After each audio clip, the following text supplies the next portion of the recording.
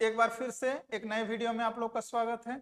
अब आते हैं अध्याय 3 कहानी शैली में। फिर कहानी को आगे बढ़ाते हैं। एक बार की बात है, हमारे झारखंड के एक छोटे से गांव में अनुज नाम का एक लड़का था जो पढ़ाई में तो अच्छा था, लेकिन उसे पढ़ाने का तरीका समझ में नहीं आता था। कभी शिक्षक सीधे किताब से पढ़ाते, कभी खेल खेल में, और कभी कभी सुनकर वो सीखता था। अनुज सोचता आखिर यह सब तरीका क्यों अलग अलग है, क्योंकि जब उसको शिक्षक सिखा रहा है, ठीक है ना, कैसे कैसे सिखा रहे हैं। कभी डायरेक्ट किताब से पढ़ा दे रहा है, शिक्षक सीधे किताब से उसको पढ़ा दे रहे हैं, कभी खेल खेल में पढ़ा रहा है, कभी कहानी सुना करके पढ़ा रहा है। तो ये जो अलग, तो वो क्या किया, शिक्षक से पूछा कि गुरुजी ये जो आप अलग अलग तरीका अपनाते हो इसे क्यों। तो उन्होंने कहा बेटा, पढ़ने के कोई तरीके होते हैं जिन्हें हम शिक्षण विधि या टीचिंग मेथड और शिक्षण उपागम कहते हैं। हर विधि का अपना महत्व होता है। अब उसको समझाने लगा किस तरह से, तो बहुत अच्छे से गुरुजी ने समझाया। शिक्षण उपागम होता क्या है, यानी कि शिक्षक केंद्रित, यानी कि टीचर सेंट्रेड, यानी कि टीचर के द्वारा जो सिखाया जाता है, जहां शिक्षक बोलते हैं और छात्र सुनते हैं। जैसे व्याख्यान करना, लिटरेचर क्लास जैसे कि स्कूल में होते हैं, है ना। कोचिंग में भी ये चीज पहला बात स्टार्ट हो जाता है कि टीचर पढ़ा रहे हैं और बच्चे उस चीज को सुन रहे हैं, यानी कि कहानी बेस्ड पे यह चीज पढ़ाई हो रहा है, ठीक है। दूसरा होता है शिक्षार्थी केंद्रित, जहां छात्र सक्रिय रहते हैं, जैसे कि समूहों में, प्रोजेक्ट में, कोई प्रोजेक्ट पे काम कर रहे तो छात्र एक दूसरे से मिल करके कोई काम को कर रहे हैं, है ना, और समूह में कोई काम कर रहे हैं, इसको क्या बोला जाता है, शिक्षार्थी केंद्रित। तीसरा हो जाता है कि सामाजिक और अभिनव उपगम, जैसे एक्टिविटी बेस्ड लर्निंग या प्ले वे मेथड से बच्चे सीखते हैं। अब शिक्षण विधि मेथड को थोड़ा थोड़ा जानते हैं। शिक्षण विधि मेथड क्या, तो व्याख्या विधि। व्याख्या मतलब होता है जब बहुत सारे छात्र को जल्दी से पढ़ाना हो, बहुत सारे, एक टीचर है और 30 बच्चों को समथिंग बताना है, तो क्या है कि इसको व्याख्यान विधि कहते हैं। टीचर बताते जाते हैं, बच्चे उस चीज को सुनते हैं और क्लास आगे बढ़ते जाता है।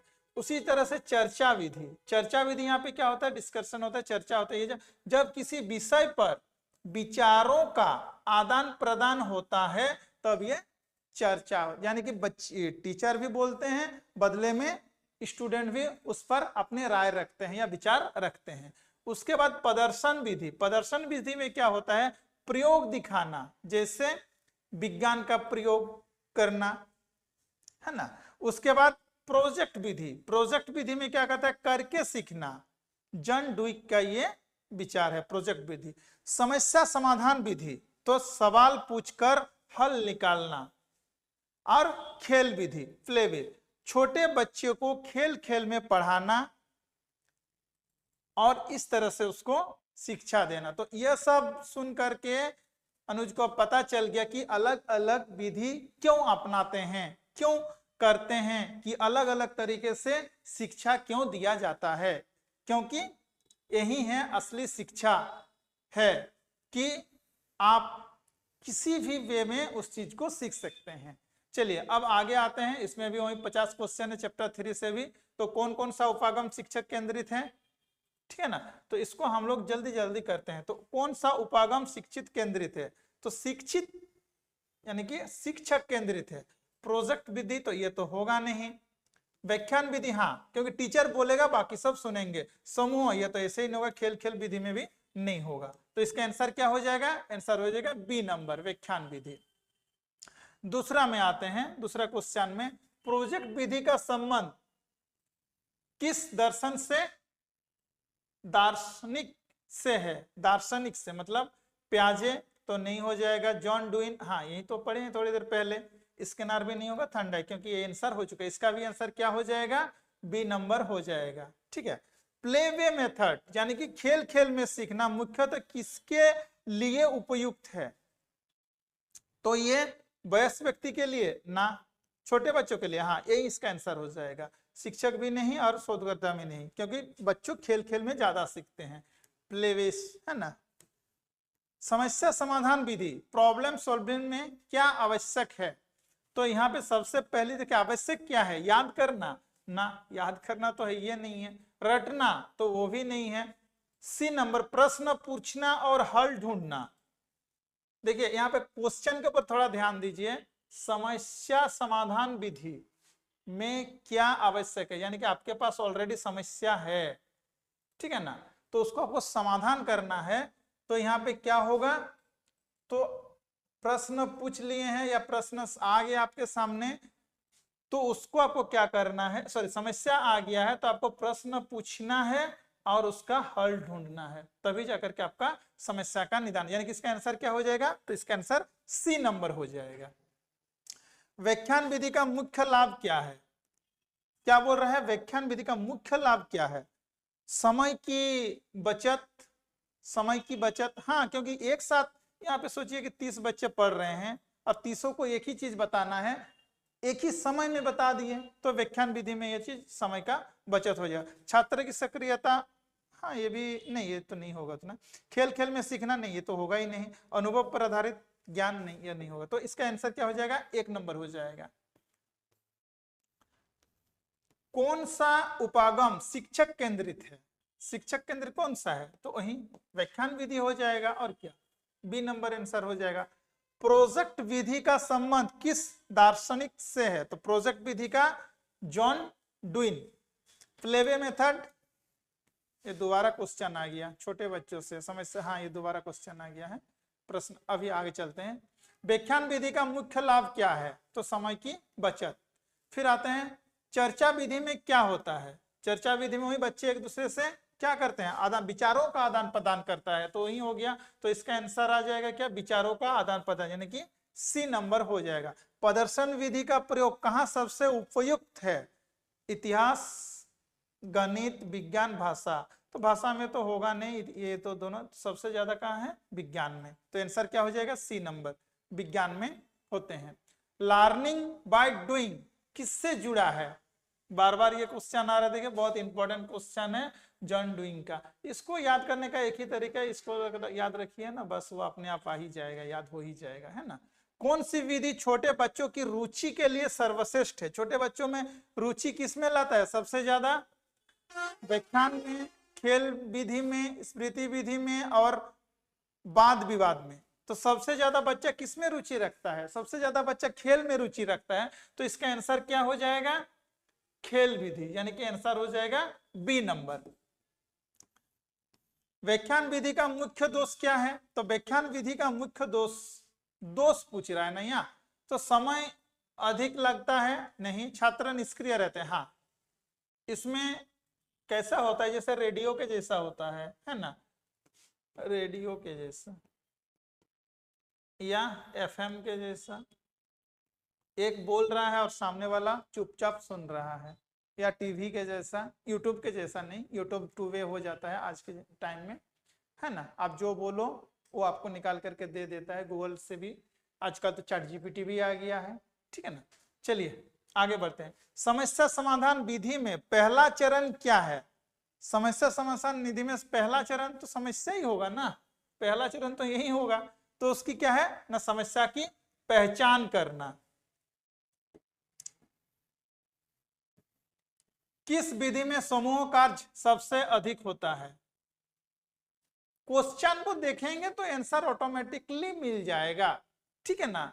यहाँ पे देख ले समूह कार्य, तो समूह कहाँ, जहां पे मिल करके किया जाता है, तो प्रोजेक्ट विधि, सीधी सीधी बात है, पहला ही नंबर आपका आंसर आ गया, प्रोजेक्ट विधि। व्याख्यान में तो एक व्यक्ति बताते हैं, बाकी सब सुनते रहते हैं। स्मृति विधि सुनता है, कोई बोलता है। प्रदर्शन में तो जो भी बनाए हुए हैं उस चीज का प्रदर्शन ही कर देते हैं, तो वो तो होगा नहीं। तो क्या होता है, प्रोजेक्ट विधि, यानी कि जब उसको निर्माण करते हैं, बनाते हैं, तब होता है। एक्टिविटी बेस्ड लर्निंग किस प्रकार का उपागम है?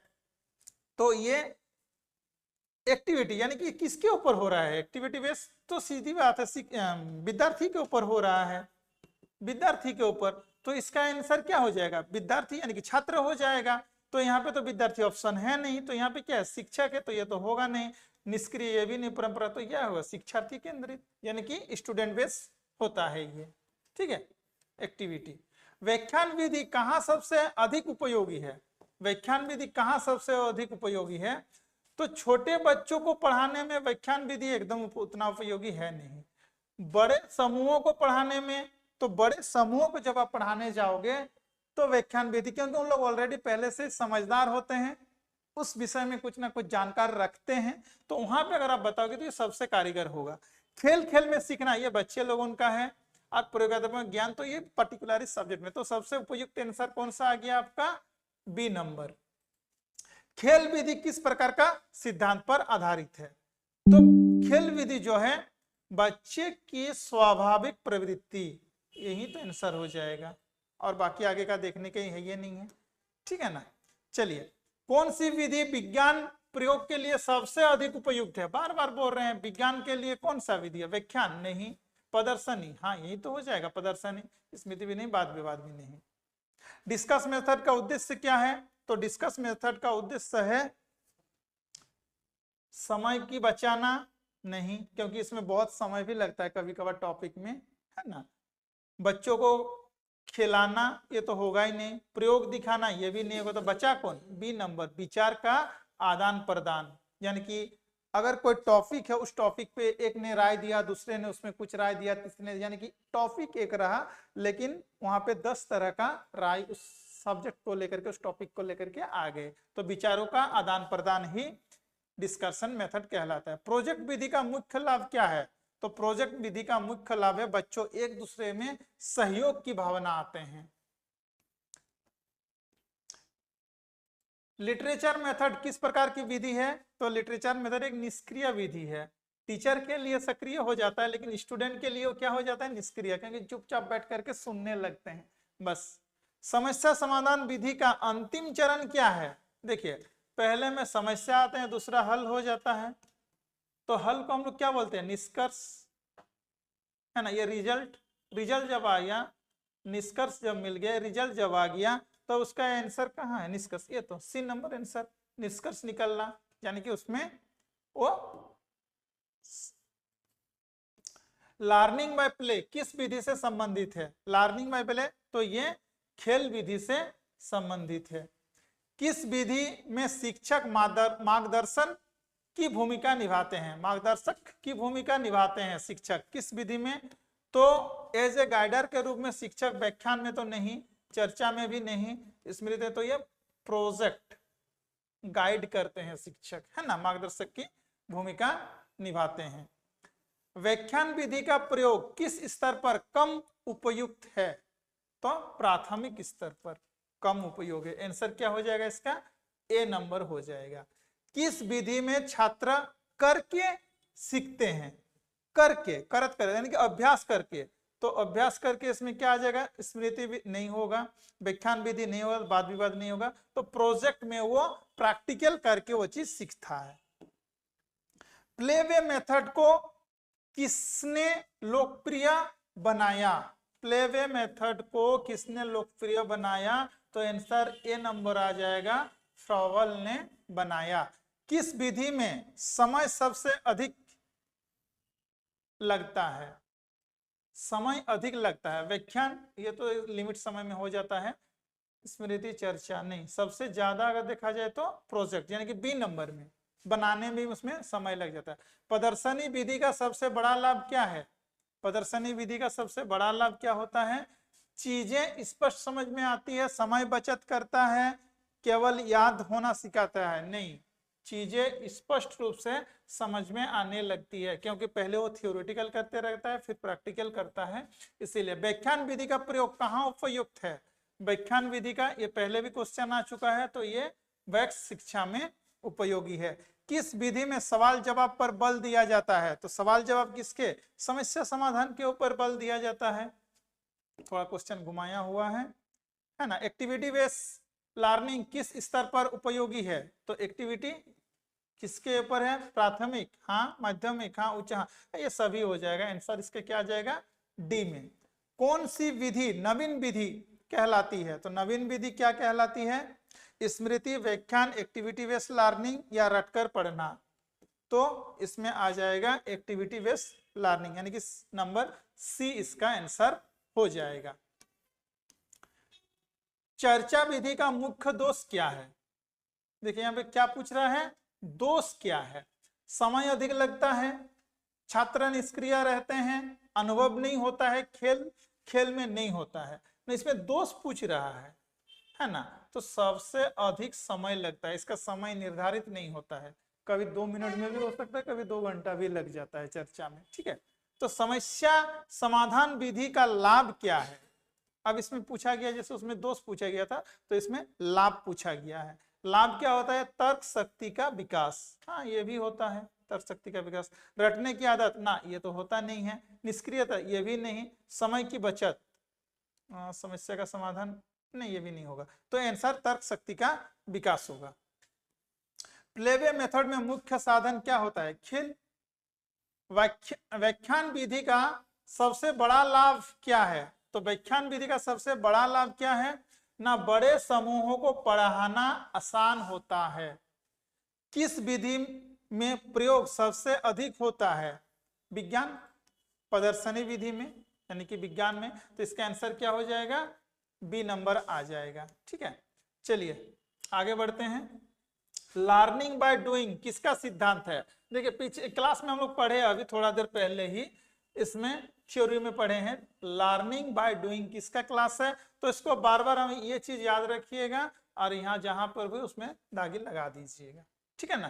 प्रोजेक्ट विधि में शिक्षक की भूमिका क्या है? किसमें? प्रोजेक्ट विधि में शिक्षक की भूमिका केवल ज्ञान देना नहीं, मार्गदर्शन बनाना हाँ, निरीक्षण करना नहीं, परीक्षण करना नहीं, उसके मार्गदर्शन करना, यानी कि गाइडर की भूमिका होती है। बी नंबर इसका आंसर आ जाता है। व्याख्यान विधि का सबसे बड़ा दोष क्या है? देखिए फिर यहाँ पे दोष पूछ रहा है।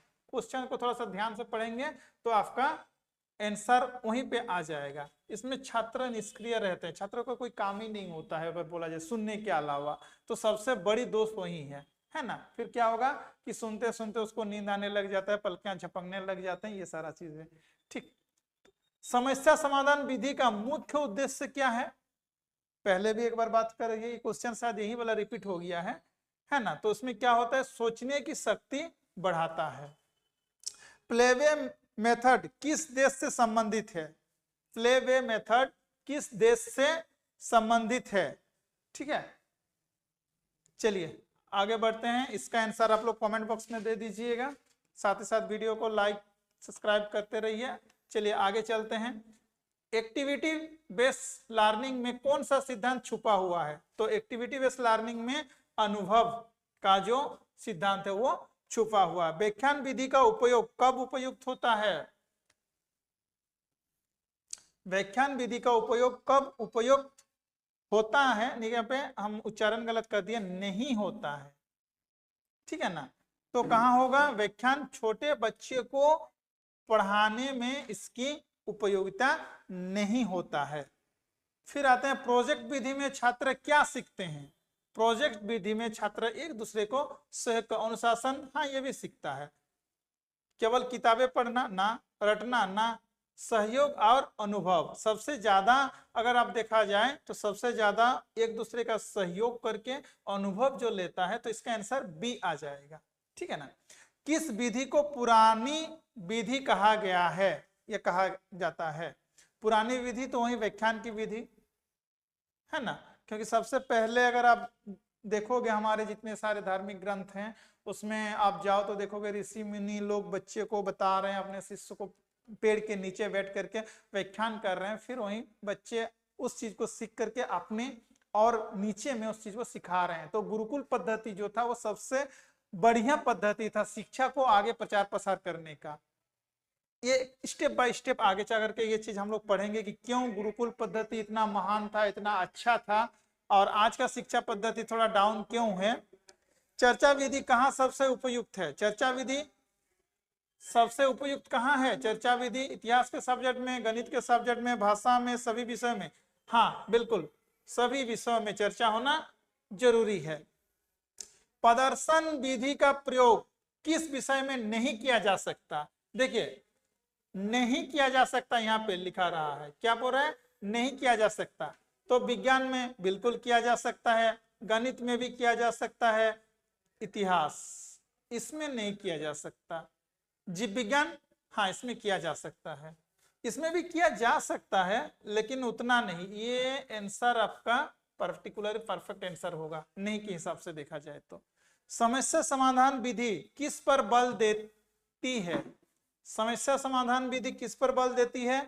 तो ये विश्लेषण पर बल देती है। रटना ये सब तो होगा ही नहीं, सुनना। समस्या का समाधान ही जब ढूंढ रहा है तो प्ले वे मेथड का उद्देश्य क्या है? तो प्ले वे मेथड का उद्देश्य क्या है? देखिए बार बार ये क्वेश्चन बहुत इंपॉर्टेंट क्वेश्चन है, इसीलिए 2 बार अभी तक आ गया है ना। समय बचाना, बच्चों की रुचि बढ़ाना, शिक्षक का ज्ञान या परीक्षा की तैयारी। तो ये तो कुछ नहीं, ये बच्चों का रुचि, क्योंकि खेल खेल में जब ज्ञान बढ़ता है तो बच्चे इंटरेस्ट लेकर के पढ़ने लगते हैं, इसीलिए ठीक है ना। शिक्षक मार्गदर्शक है, शिष्य अन्वेषक है, यह किस विधि का दर्शन कराता है या दर्शन है?